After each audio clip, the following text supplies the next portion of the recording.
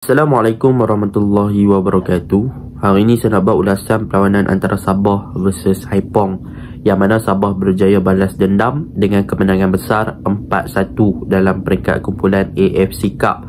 Dan ini membuka peluang kepada Sabah untuk menjadi juara kumpulan sekaligus secure untuk melayakkan diri ke peringkat seterusnya dalam saingan AFC Cup.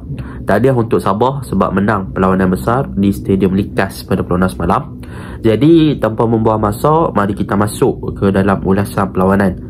Untuk ulasan perlawanan kali ini, kalau kita lihat pada corak permainan dan juga formation yang diterapkan oleh pasukan Sabah, kalau kita lihat dalam fasa mereka menyerang, mereka lebih kepada penggunaan 3 centre back, 2 midfield, dan mereka akan overload dengan 5 pemain di bahagian hadapan.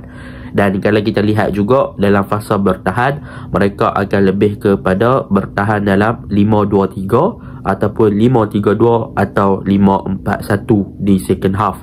Jadi fleksibel ataupun boleh dikatakan formation yang berubah ataupun taktikal yang berubah di dalam padang mengikut keadaan semasa semalam telah membuatkan Sabah berjaya untuk dominate game. Walaupun pada awal perlawanan kita boleh nampak dalam 5 minit pertama Haipong cuba untuk menyerang dan juga cuba untuk mengawal perlawanan, tetapi selepas 5 minit tersebut Sabah berjaya untuk settle down dan Sabah berjaya untuk control the game dan mendahului di first half. Tetapi bila mana masuk second half, kita nampak pula yang Sabah lebih selesa untuk bertahan pada awalnya dan memberikan ruang yang banyak kepada pasukan Haipong untuk control the game dan juga untuk membuat serangan ke arah gawang pasukan Sabah. Tetapi apabila Sabah mula untuk lebih bertahan, pasukan Sabah yang diketuai ataupun yang dilatih oleh coach Datuk Ong Kim Swee telah membuat satu perubahan taktikal, iaitu dengan mengeluarkan Darren Lock dan juga membawa masuk Gary Steven Robert untuk menstabilkan lagi bahagian tengah pasukan Sabah dari segi corak bertahan. Jadi kemasukan Gary Steven Robert adalah lebih untuk menerap dan juga untuk absorb pressure dan juga serangan yang dilakukan oleh pasukan Haipong, dan taktikal tersebut berjaya dilakukan dengan baiklah apabila kemasukan Gary nampak lebih seimbang dan mampu untuk bertahan dengan lebih baik dalam menyerap asakan yang dilakukan oleh pasukan Haipong. Jadi perkara positif yang kita boleh cerita tentang pasukan Sabah pada perlawanan ini, yang pertama adalah bagaimana pembentukan back three mereka dalam pembentukan untuk membantu in position ataupun dalam fasa play from the back lah, ataupun bermain dari bahagian bawah.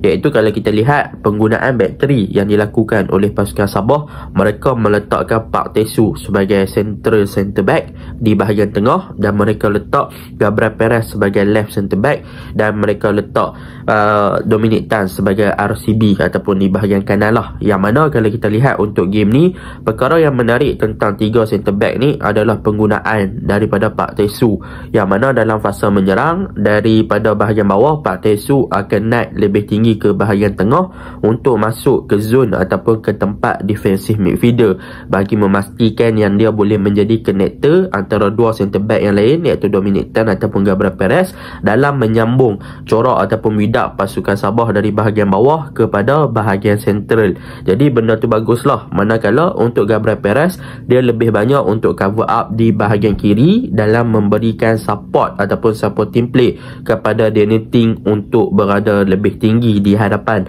So Gabriel Perez akan ambil alih tempat Daniel Ting di bahagian kiri dan membolehkan Daniel Ting di bahagian kiri untuk naik lebih ofensif untuk cover up bahagian kiri punya attacking third. So benda tu bagus untuk pasukan Sabah apabila Daniel Ting bertindak dengan lebih ofensif dan adanya coverage daripada Gabriel Perez membolehkan Daniel Ting untuk membantu bahagian serangan dengan sangat efisien dengan membuat larian-larian masuk ke dalam di box dan juga untuk orang tepat overload di dalam kawasan kotak penalti, dan hasilnya apa? Daniel Ting berjaya untuk menjaringkan 1 gol. So there is a good thing lah tentang pasukan Sabah punya flexibility di bahagian kiri dalam dalam penggunaan center back mereka iaitu Gabriel Perez dan juga left back mereka iaitu Daniel Ting dalam fasa menyerang. Dan dalam fasa bertahan, kalau kita lihat Sabah akan drop lebih deeper untuk membentuk back 5 iaitu Ko Kwang Min, Gabriel Perez, Dominic Tan, Park Tae-soo dan juga Daniel Ting akan turun membentuk transisi bertahan dalam back 5 dalam mengekang asakan yang dilakukan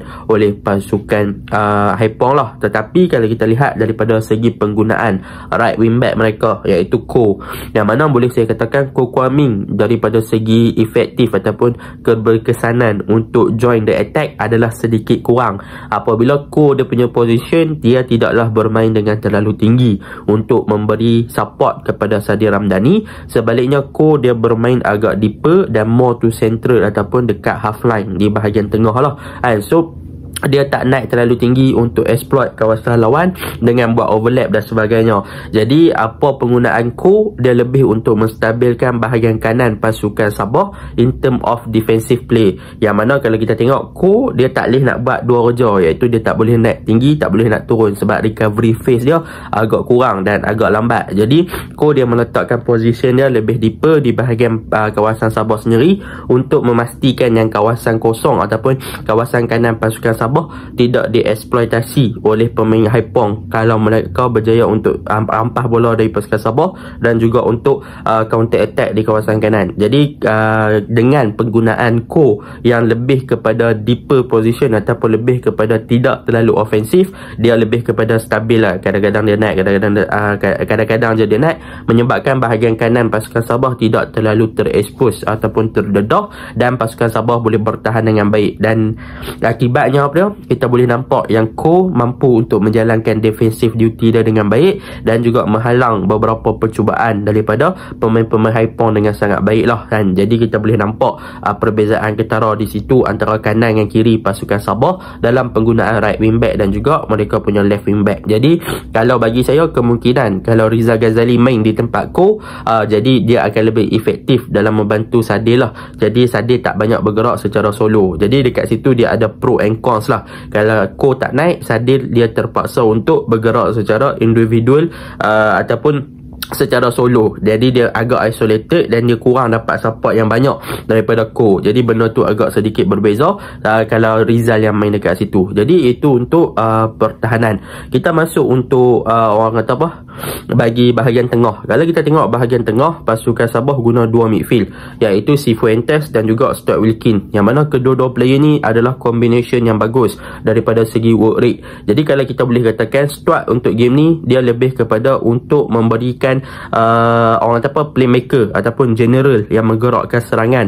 bagi pasukan Sabah. Jadi dia involve dengan gerakan yang membolehkan Sabah melakukan ball progression di kawasan tengah, move untuk kepada attacking department ataupun ke kawasan lawan. Jadi benda yang digunakan oleh orang kata apa, Stuart, bila dia dapat bola, dia lebih kepada untuk supply the ball kepada bahagian hadapan, dan dalam pada masa yang sama dia juga boleh bawa, dan hasilnya apa, dia berjaya create satu assist, dia ada satu percubaan luar kotak penalti. Tetapi benda ini disokong dan juga dibantu oleh Cifuentes. Sebab apa? Sifu untuk game ni work rate dia sangat tinggi, dia banyak turun untuk bantu bahagian pertahanan daripada segi pressing rate dan juga larian-larian melakukan tekanan ke atas pihak lawan. Sifu banyak untuk memberi bantuan kepada Stuart Wilkin. So Stuart Wilkin akan jadi lebih bebas dan lebih roaming untuk bergerak dalam membantu bahagian serangan. So that is a good thing lah tentang kedua-dua player ni. So dengan kehadiran Sifu, Stuart boleh fokus untuk advance lebih ke hadapan, dan Sifu dia dengan kerajinan yang dia ada, dia boleh fokus untuk membantu Stuart dalam fasa bertahan dan juga memberi ruang kepada Stuart untuk lebih menyerang, dan Sifu pun dia akan join the attack juga, tetapi dia lebih kepada ketika out of position daripada segi pressing rate, daripada segi press on the ball dan sebagainya. Itu yang Sifu buat. Berbanding Stuart, dia lebih kepada on the ball punya movement, manakala Sifu lebih kepada off the ball punya movement. So benda tu menyebabkan structure pasukan Sabah di bahagian tengah lebih stabil. Dan kita go to attacking front three mereka, iaitu Sadir Ramdhani, Ramon Machado dan juga Darren Lock, yang mana boleh saya katakan Sadir Sadil Ramdhani memang kita tahu the quality yang dia ada daripada segi closing memang on point. Untuk game ni Sadil Ramdhani banyak diguna pakai untuk penetrate dengan hantaran-hantaran yang dilakukan oleh bahagian tengah untuk breaking the lines barisan pertahanan pasukan Haipong untuk mencari Sadil. Bila Sadil dapat bola, dia akan guna dia punya kelebihan individu in term of dribbling dan sebagainya untuk tewahkan pasukan Haipong punya pertahanan daripada segi 1v1. Jadi kebanyakannya bila Sadil dapat bola, dia akan guna dia punya pace, dia akan dribbling masuk, cut in masuk, ataupun dia akan guna kelebihan daripada segi gelecekan untuk dapatkan fall. Jadi benda tu yang positif untuk Sadil lah. Dan Sadil berjaya create 2 assist untuk game ni, satu dari set pieces dan satu daripada crossing kepada Gabriel Perez. So that is a good thing untuk Sadil sebab dia berjaya buktikan physical, pace, team play dan juga individu brilliance dari dia mampu untuk membantu bahagian serangan.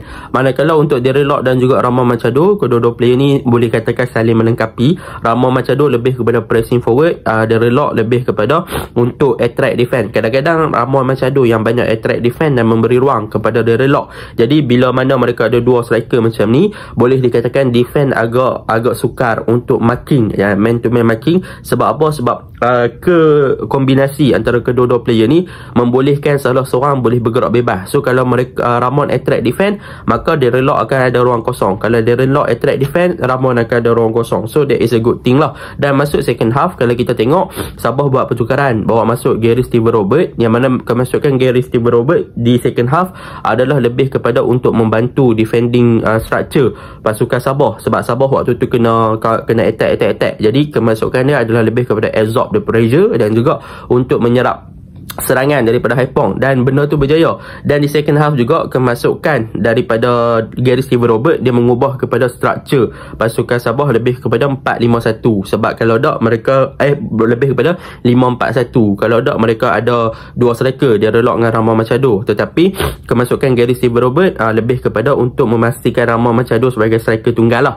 Tetapi ada lagi satu perubahan dilakukan, kemasukan Jeffrey Fidostiu adalah untuk menyeimbangi bahagian hadapan dan membolehkan Ramon Machado lebih bebas untuk bergerak sama ada di bahagian wide area dan sebagainya. Dan hasilnya kita boleh nampak apa, bila Jeffrey more to center, dia ada ruang, dia pandai jaga position dan cari ruang kosong, dia berjaya untuk skor 1.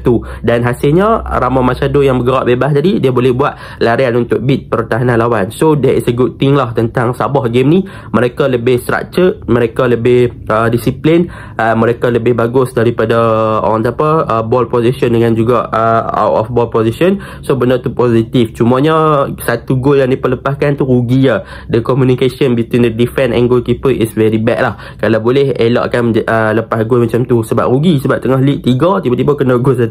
So benda tu agak merugikan tim lah, sebab gol yang mudah mereka lepaskan. Itu je lah ulasan saya. Assalamualaikum.